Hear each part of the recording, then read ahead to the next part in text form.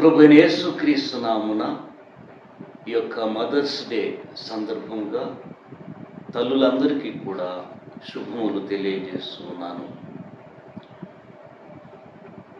దేవుని వాక్యములో సెలవుబడినటువంటి రీతిగా యెషయా గ్రంథము 66వ అధ్యాయము 13వ వచనము, ఒకని తల్లి వానిని ఆదరించున్నట్లు నేను మిమ్మును ఆదరించెదను, యెరూషలేములోనే మీరు ఆదరింపబడెదరు.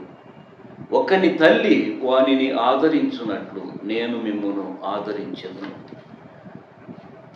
దేవుడు తన యొక్క రెస్పాన్సిబిలిటీని, తన బాధ్యతను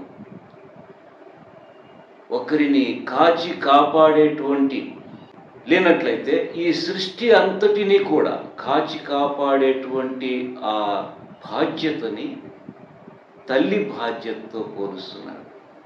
ఒకని తల్లి వానిని ఆదరించినట్లు నేను మిమ్మల్ని ఆదరించెదను. తల్లి ఆదరణ, దేవుని ఆదరణ పోల్చబడింది ఇక్కడ. అంటే తల్లి యొక్క గొప్పతనము, ఆమె యొక్క పాత్ర ఈ లోకములో ఎంత ముఖ్యమైనదో మనము అర్థం చేసుకోగలం. అయితే కొన్ని సంఘటనలు, మనస్సును కలిచివేసేటువంటి సంఘటనలు కొన్ని మనకి ఈ లోకములో కనిపిస్తూ ఉంటాయి. కొంతకాలం క్రితము బెంగళూరుకు చెందిన ఒక ఆమె భర్తతో పోరాడుతూ వారిద్దరికి ఉన్నటువంటి గొడవల మధ్యలో 4 ఏళ్ల బాబును తీసుకొని గోవా వెళ్ళి అక్కడ ఒక లాడ్జింగ్లో రూమ్ బుక్ చేసుకొని రాత్రికి ఆ బిడ్డను చంపేసి బ్యాగ్లో పెట్టుకొని పొద్దున్నే చెక్అవుట్ చేసి ఒక ట్యాక్సీ తీసుకొని బెంగళూరుకి రావాలని వస్తున్న దారిలో వారికి డౌట్ వచ్చి ఆమెను ఒక దగ్గరలో ఉన్న పోలీస్ స్టేషన్ తీసుకెళ్ళి ఎంక్వైరీ చేసి ఆ బ్యాగ్ ఓపెన్ చేసి చూసినప్పుడు బిడ్డ శవం ఉన్నది.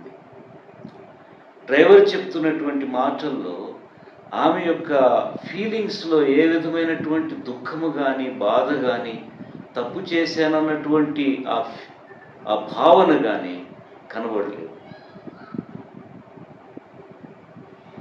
అలాగే అమెరికాలో కూడా కొద్ది దినముల క్రితము ఒక తల్లి మొబైల్ ఫోన్లో రికార్డు చేస్తూ తండ్రికి బాయ్ చెప్పించి, సీ ఆఫ్ చెప్పించి ఆ పిల్లవాడిని షూట్ చేసి ఆమె కూడా తనని తాను షూట్ చేసుకుంది.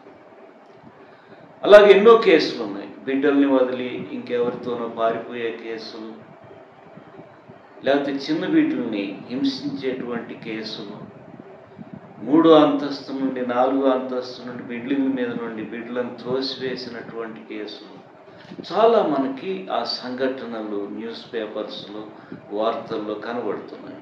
9 మాసాలు మోసి బిడ్డకు జన్మనిచ్చి పెంచి ఎందుకు అలాగూ చేస్తున్నారు? వారి మూర్ఖత్వం ఏంటి? ఇది ఆలోచిస్తున్నప్పుడు నాకు కలిగినటువంటి భావన, ఇలాంటి తల్లులకి మాతృత్వము అనేటువంటిది అర్థం కాలే. మాతృత్వం అనేది అర్థమైనట్లయితే, మాతృత్వం అంటే మదర్హుడ్, ఒక తల్లి పాత్ర ఏంటి అనేది అర్థమైనట్లయితే ఇలాంటి తప్పులు బహుశా చేసి ఉండకపోదు.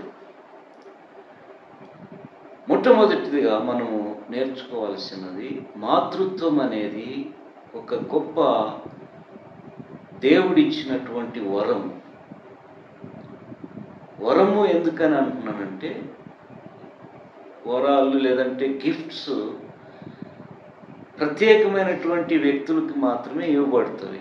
ఏదైనా సాధించిన వాళ్ళకి, దేనిలో అయినా ఫస్ట్ వచ్చిన వాళ్ళకి, టాపర్స్కి, వీళ్ళకే గిఫ్ట్స్ అనేవి ఇవ్వబడుతుంది. దేవుడు ఒకరికి మాతృత్వం అనేటువంటి ఆ గిఫ్ట్ ఇచ్చారంటే ఎంత గొప్ప స్థితితో గమనించగలరు. మాతృత్వం అనేది సృష్టి కార్యక్రమంలో పాల్గొనటం. ఇది ఎందుకంటే దేవుడు భూమి మీద మనుషులను సృష్టించిన తరువాత ఎదిగి ఫలించుడి, భూమిని నింపుడి అని చెప్పి ఉన్నాడు. అది దేవుని కార్యమై ఉన్నది. దేవుని కార్యములో బాధ్యత తీసుకుంటున్నారు, పాల్గొంటున్నారు. దేవుని యొక్క కార్యాన్ని చేస్తున్నారు. దేవుడు అలాంటి ఒక వరాన్ని స్త్రీకి ఇవ్వడం జరిగింది. ఇది పవిత్రమైన కార్యం. ఎందుకొరకంటే దేవుడు పవిత్రుడు, ఆయన కార్యము పవిత్రమైనది, ఆయన చేసే పనులు పవిత్రమైనవి, దానిలో పాల్గొనడము. కనుక ఇది ఎంతో పవిత్రమైన కార్యం దేవుడు నీకు అప్పగించి ఉన్నాడు. రెండవది, మాతృత్వం అనేది ఒక గొప్ప ఫీలింగ్, ఒక గొప్ప భావన. ఇది వారికి మాత్రమే కలుగుతుంది, తల్లులు కాని వారికి కలుగదు. అది స్త్రీ అయినా పురుషులైనా ఎవరైతే తల్లి అవుతారో వారికి మాత్రమే కలిగే ఫీలింగ్స్. 9 నెలలు బిడ్డను కడుపులో మోయడం, అది ఒక గొప్ప అనుభవం. కొంత శ్రమ ఉంటుంది, దాన్ని అనుభవించటము, అది ఒక అనుభవం. అది వారికి మాత్రమే కలుగుతుంది. శ్రమపడి కష్టపడి బిడ్డకు జన్మనీయడము, అది ఒక గొప్ప అనుభవము. ఆ తరువాత మొట్టమొదటిగా ఆ బిడ్డను చూసుకొని ఆ బిడ్డకు ప్రేమను అందియడము, అది ఒక గొప్ప అనుభవం. ఇవన్నీ కూడా దేవుడు వారికి ఇచ్చినటువంటి వరాలు. ఇవి మిగతా వాళ్ళకి కలుగవు. చూడొచ్చు, దాని మీద కవితలు రాయొచ్చు, లేదంటే పాటలు పాడవచ్చు, కానీ అనుభవించిన వారికే అది తెలుస్తుంది. ఆ కష్టము సుఖము ఏదైనా ఒకటి, అది దేవుని వరమై ఉంది. దాన్ని తేలిగ్గా తీసుకోకూడదన్నమాట. మూడవది, మాతృత్వం అనేది ఒక గొప్ప బాధ్యత.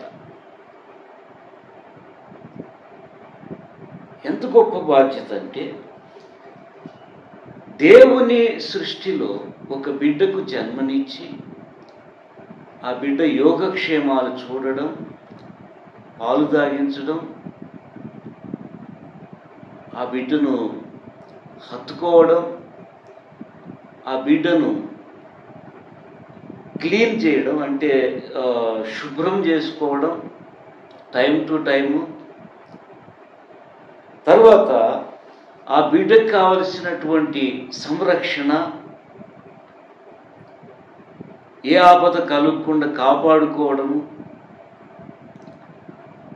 ఆ తర్వాత ఆ బిడ్డను పెంచి పెద్ద చేసి ఒక